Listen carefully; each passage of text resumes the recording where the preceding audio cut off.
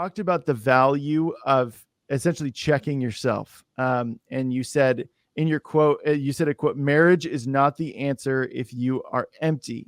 Mm-hmm. And there are a lot of people out there that are like, oh, if I could just get married, then I would be complete. Now, why is that wrong?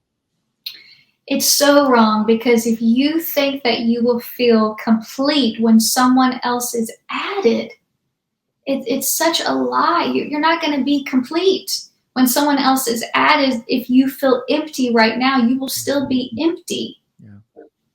I love that God gives us a good picture of an example of when we're ready. Adam, after God created Adam, he gave him all these instructions to name the animals. And, he got that done. And then God saw that it wasn't enough, that there needed to be someone added to the equation, that he needed a helpmate. And I love that God put Adam to sleep. And then he took from him and he created the woman, his helpmate, his spouse, his love.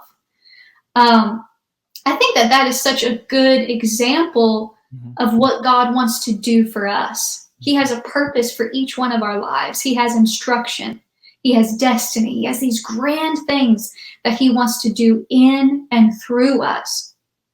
And I think we should just be chilling out, doing those things that God has given us to do or commanded us to do, and completely just be running after him with everything that we have.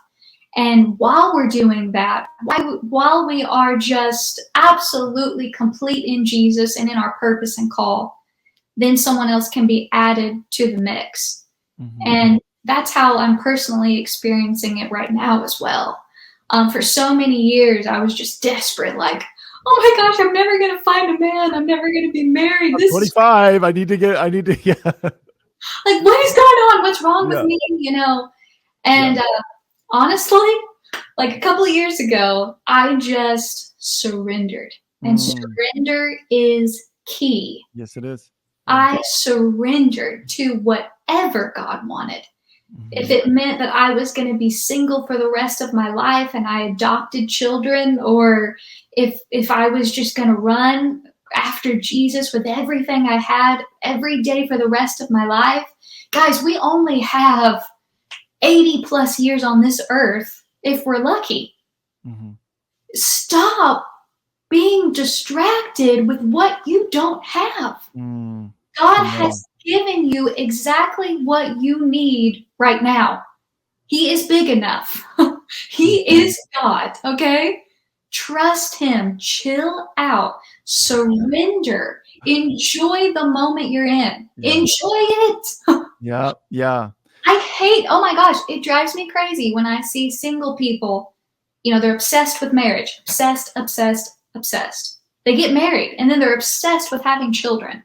And then they have children and they feel like their lives have been stolen from them. It's right. Like the devil just keeps us in this cycle thinking that we are in lack.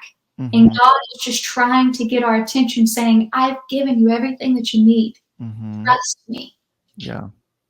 And I loved that you talked about that a lot in the book, specifically about like going after multiple guys. I think you referenced a couple of friends that they always went out, after the same type of guy, or it was you, maybe, your kryptonite was the bad boy or whatever. Mm-hmm. And being more mindful of your time. Like, think of all the times that I think you even said something like, think of all the time you could have been doing stuff for the Lord, mm-hmm. but instead you were so hung up on the same person. You found yourself in this cycle of just destruction over and over and over.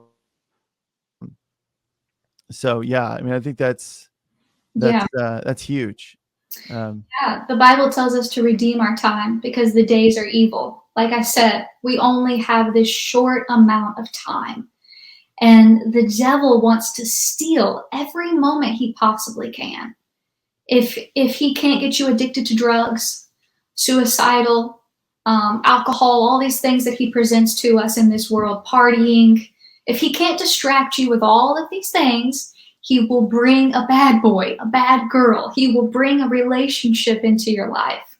And that's what he did to me. For many years, I allowed the enemy to distract me And I can't imagine the things I could have accomplished earlier on in my life if I wouldn't have been weak in this area, or if I wouldn't have needed that validation or that attention. You know, guys, we're so insecure sometimes, and we think that we need that to fill our lives or to give us some sort of security, or I don't even know why we do the things that we do, but oh my gosh, it's crazy the amount of time we will give to people that don't deserve it. Right.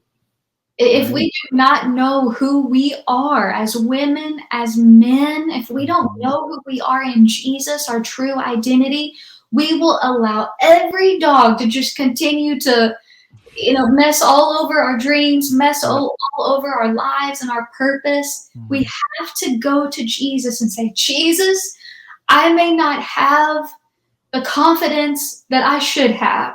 I may not have the purity that I should have, the righteousness, all these things that you said that I should have. God, I may be totally empty, but please, please show me who I am in you so that I can grow all of these things and let go of all of these people that are stealing time. Yeah.